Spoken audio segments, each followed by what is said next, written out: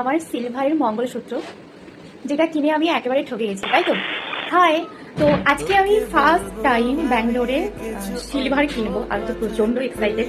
কখনো gold silver এগুলো কেনা হয়ে ওঠেনি। আই থিঙ্ক আমার মতো অনেকেই কেনে না, কারণ যেটা নিজের একটা প্লেসে গিয়ে কেনাটাই সবাই যেন বেটার বলে মনে করে।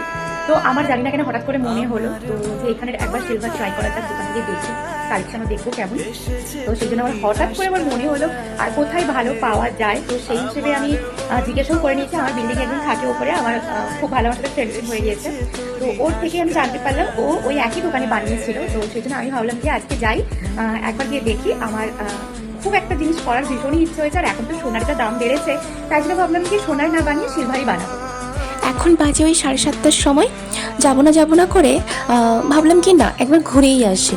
তো সেই জন্য বেরিয়ে পড়েছি। আর ওই যে একদম ওপরই দোকানটা, প্রথমে দোকানটাতে ঢুকেই তো আমি অবাক, যে এত ভারী ভারী সোনার গহনা, এত ভারী ভারী গহনা এখানে লোকজন পরে। হ্যাঁ, এখানে লোকজন এত ভারী ভারী গহনা পরে, বাট আমি যে দোকানটাতে গিয়েছি ওটা তো শুধুমাত্র সিলভারের দোকান। তাই জন্য এগুলো সিলভার গহনার ওপরে গোল্ড মানে সোনা জল করা যেটাকে বলা হয় আর কি। আমি অ্যাকচুয়ালি প্রপার যেরকমটা খুঁজেছিলাম সেরকমটা পাইনি, তাই জন্য ওরা পেন্ডিংটাকে অ্যাডজাস্ট করে দিয়েছিল। তো যাই হোক, নিয়েছি ওখান থেকে। নিয়ে এখন চলে এসেছি পঞ্চমী গার্ডেনে একটু ডিনার করার জন্য। আর উইকেন্ড হলে না রান্না করতে আর ভালো লাগে না, বেশিরভাগ দিন আমি রান্নাই করি, কখনো বাইরের খাওয়ার হিসাবে প্রেফার করি না। কিন্তু আজকাল জানি না কেন শরীরও সাথ দিচ্ছে না আর ভালো লাগে না রান্না করতে, তাই জন্য আজকে ডিনারটা বাইরেই করে নিলাম। ওই যে মশলা ধোসা, সাথে হচ্ছে গোবি মাঞ্চুরিয়ান। আমার এই পঞ্চমী গার্ডেনের মশলা ধোসাটা খেতে ভীষণ ভালো লাগে, আমি তো পুরো প্রেমে পড়ে গিয়েছি। ফেরার পথে ডিম আর মুড়ি নিয়ে চলে এলাম বাড়িতে। এখন আমি বাড়ি চলে এসেছি। আমি যে জিনিসটা নিয়েছি সেটা হলো মঙ্গলসূত্র একটা নিয়েছি সিলভারের। ইচ্ছে ছিল যেরকমটা প্রপার সেরকমটা পাইনি, বাট ওকে আমি দেখাবো।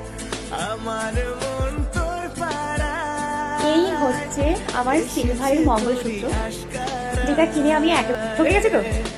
এটা কিনে ঠকে গেছি তো অ্যাকচুয়ালি এখানে মেকিং চার্জটা এতটাই বেশি, মানে তোমার সাপোজ যদি সিলভার যদি হয় 2000 টাকা, তো সেটা মেকিং চার্জ 2000 টাকা, মানে তোমাকে 4000 টাকা পেমেন্ট করতে হবে, তাই তো?